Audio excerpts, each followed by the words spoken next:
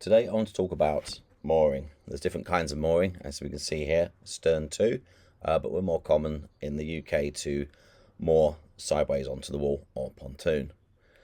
When we moor, we want to use fenders. They protect the boat from scratching and damage.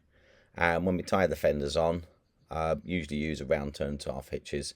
Some people use a clove hitch, but the advantage of a round turn to half hitches is that you can undo it under load. So if there is strain on your fender, round turn to half hitches, you can undo it. Clove hitch, it was seize on solid. So before you go into a lock or alongside or into a marina, prepare on both sides because you don't really know what side you're going to moor to.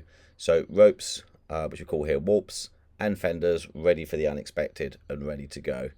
And also a big fender, which we call a roving fender. So if there is going to be a point of contact, pop that down the hole and there's no damage. Be really careful not to get any arms and legs down the hole, and don't fend off other boats with your hands or with your legs. We can buy a new boat, but we can't buy new crew. So most of the stuff that we can do is going to be alongside a pontoon if we're in a marina, or alongside a wall.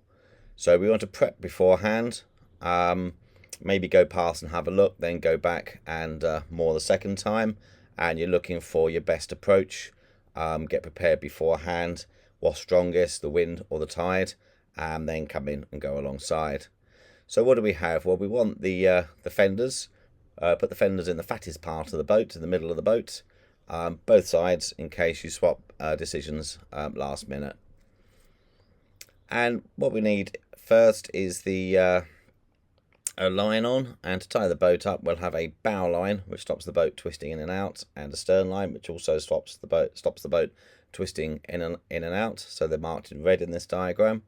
And springs, these stop the boat going backwards and forwards. So with the springs, bow line and stern line, it holds the boat steady. With the springs we want them to be as long as possible, which makes them more effective, and if possible we would like a separate rope for each job.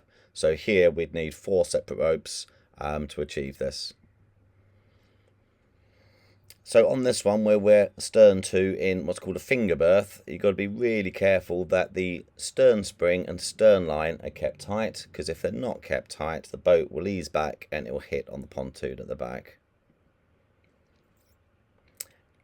Depending on what you've got to tie onto, you may have to have your springs a little bit shorter, and here we've only got a fixing or bollard in the middle of the vessel, so we have to use this. If we've got another boat alongside, fenders exactly the same, bow line, stern line, 2 springs. And we want to be careful that the masts don't line up, because if there's a wave or a wash, they'll hit. You may have to moor the other way round, so they're not going to hit each other with a wave. And then you'd have to put a couple of lines ashore. These are called shore lines, so they go between you and the shore. Mediterranean. So Mediterranean tend to moor stern to or bow to the wall or pontoon. So bow to the quay, easier to do.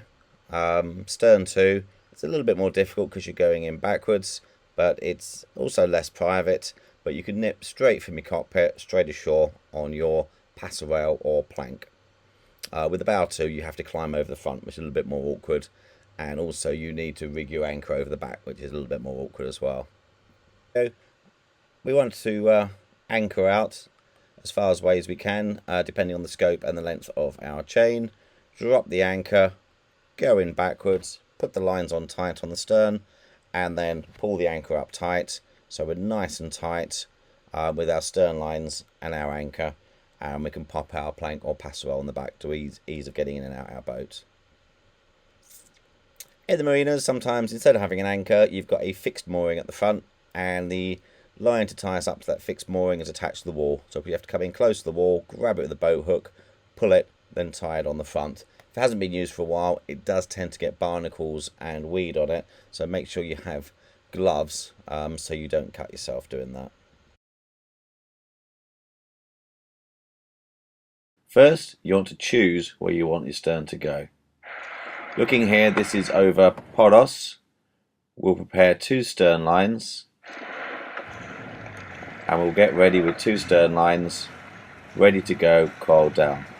Next, you want to drop the anchor. Always drop the anchor further away than you think it should go. Let the anchor pay out as you reverse. Keep paying the anchor out as you reverse towards the quay. Keep going towards the quay. You'll be able to steer as you're going in reverse, and keep paying the anchor out as you go. Keep paying the anchor out as you reverse towards the quay. As you get to the quay, attach the two stern lines. You want to secure the stern the desired distance from the quay. So as you get to the quay, go close enough to either throw the lines or step ashore. Here we're going to throw the lines in a lasso fashion to catch the bollards.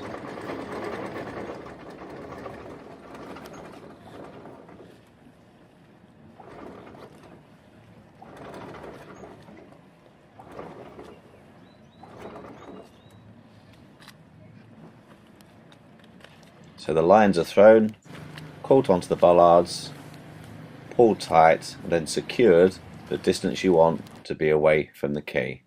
Now you want to tighten the anchor up, and you want the boat to be tight between the anchor and the lines, so she's safely secured.